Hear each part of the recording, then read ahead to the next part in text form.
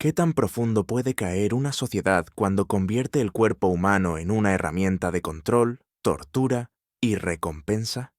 ¿Y si ese cuerpo es el de una mujer encerrada, hambrienta, golpeada y aún así forzada a servir a sus verdugos? Entre 1939 y 1945, más de 130.000 mujeres pasaron por Ravensbrück, el mayor campo de concentración femenino del Tercer Reich. Al menos 90.000 no salieron con vida. Pero entre las cifras hay una verdad más incómoda, una más difícil de mirar. Muchas no murieron por la bala, ni por el hambre, ni siquiera en la cámara de gas. Murieron usadas, desgastadas, violadas, cosificadas hasta que ya no servían ni como castigo. Este es Ravensbrück, y esta es la historia del burdel nazi. El campo fue construido en 1938 por orden directa de Heinrich Himmler, jefe de las SS. Se eligió un terreno a orillas de un lago en el norte de Alemania, rodeado de bosques, como si la belleza natural pudiera camuflar el horror. Al principio, las prisioneras eran opositoras políticas, comunistas, socialistas, testigos de Jehová, judías, católicas. Pero pronto llegaron miles de mujeres más, prostitutas, lesbianas, discapacitadas, mujeres sin hogar, sospechosas de conducta antisocial. No hacía falta un juicio, bastaba una denuncia. El sistema estaba diseñado para destruir desde adentro. Al llegar, las mujeres eran rapadas, desnudadas, bañadas con mangueras heladas y marcadas con un triángulo de tela. El color decidía su lugar en la jerarquía del sufrimiento. Las de triángulo negro eran asociales, las rojas políticas, las violetas testigos de Jehová, las amarillas judías. Todas dormían en barracones masificados, en literas de 3 pisos, sin calefacción, sin colchones. Por la mañana se formaban en fila, con temperaturas bajo cero, para el recuento. Pero el trabajo físico era solo una parte. Desde 1942, Himmler ordenó establecer burdeles dentro de varios campos de concentración. Ravensbrück no fue la excepción. La idea era perversa, usar el sexo como incentivo de productividad. Las mujeres eran seleccionadas, muchas veces bajo engaño. Les prometían comida extra, mejores condiciones, libertad anticipada. Pero lo que recibían era una habitación con una cama de hierro, sábanas reutilizadas y la obligación de recibir a prisioneros hombres de otros campos, como Sachsenhausen. El burdel funcionaba como una máquina. Las mujeres eran violadas cada noche, muchas veces por diferentes hombres, algunos también prisioneros, otros oficiales de las SS. Si se embarazaban, eran obligadas a abortar o simplemente desaparecían. Si enfermaban, eran reemplazadas. Nadie preguntaba, nadie respondía. Mientras tanto, fuera del burdel, la vida en Ravensbrück no ofrecía respiro. El trabajo era forzado. En la construcción de carreteras, fábricas de armamento, talleres de Siemens, donde se ensamblaban componentes para la guerra. Las jornadas eran de más de 12 horas, bajo castigos permanentes. Si una mujer se desmayaba, era golpeada. Si se rompía una herramienta, se le culpaba. A veces, entre el trabajo y el dolor, venían los experimentos. Médicos nazis usaban a las prisioneras como conejillos de indias. Les abrían las piernas, les infectaban heridas con bacterias. Otras veces les amputaban huesos, les inyectaban sustancias químicas, les causaban esterilidad intencional. Todo era registrado meticulosamente, pero nadie pidió consentimiento. Una sobreviviente polaca, Zofia Tikowska, relató que durante sus primeros días en el campo, vio a una joven ser arrastrada al quirófano. Salió con una venda en la pierna. No podía caminar. 2 días después, ya no estaba. Nadie volvió a nombrarla. Pero quizás lo más aterrador era lo cotidiano, la rutina del horror.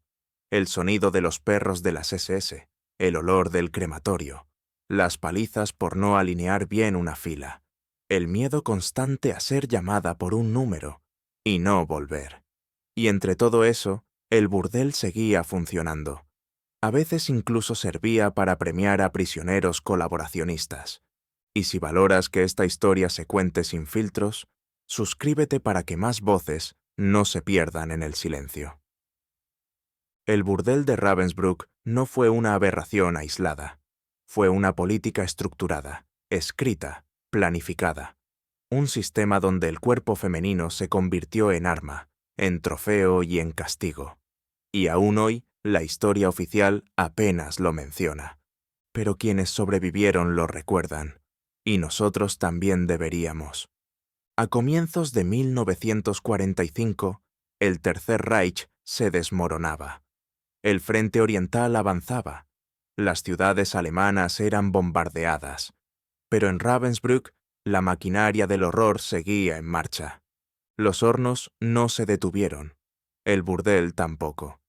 En los últimos meses, miles de mujeres fueron trasladadas desde otros campos. Venían de Auschwitz, de Gross-Rosen, de campos satélite destruidos a toda prisa. Llegaban demacradas, con piojos, enfermas. El campo, ya colapsado, se convirtió en una fosa viviente.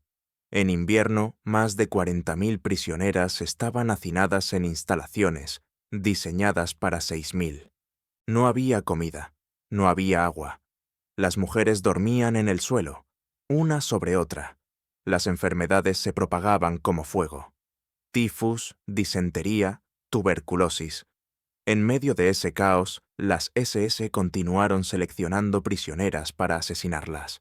La cámara de gas construida en 1944 funcionó hasta los últimos días. A veces se les decía que iban a otro campo, otras veces que iban a recibir atención médica. Pero en la mayoría de los casos sabían lo que ocurría. El humo en el cielo no mentía. En paralelo, los burdeles improvisados fueron desmantelados. Las mujeres que habían sido explotadas sexualmente no eran transferidas, eran eliminadas. Su testimonio era demasiado incómodo. Algunas desaparecieron en las listas, otras murieron en la cámara de gas. Algunas fueron encontradas por las tropas soviéticas, apenas vivas. El 30 de abril de 1945, las tropas del Ejército Rojo llegaron a Ravensbrück. No encontraron un campo, sino un cementerio abierto. Cientos de cadáveres apilados, mujeres delirando de fiebre, niñas sin nombre. Entre los barracones había cuadernos quemados, cartas sin enviar, zapatos pequeños. Las SS habían huido poco antes. Solo quedaron algunas auxiliares, capturadas y arrestadas. El crematorio seguía caliente. Durante semanas, los soviéticos intentaron organizar ayuda médica, pero la mayoría de las internas no resistió. Muchas murieron después de la liberación. Otras sobrevivieron, pero no regresaron a sus casas. No sabían si su familia seguía viva. Algunas no recordaban sus nombres. Una de ellas era Wanda, una joven polaca que llegó en 1943. Había sido detenida por repartir panfletos contra el régimen. Terminó en el burdel del campo, violada cada noche.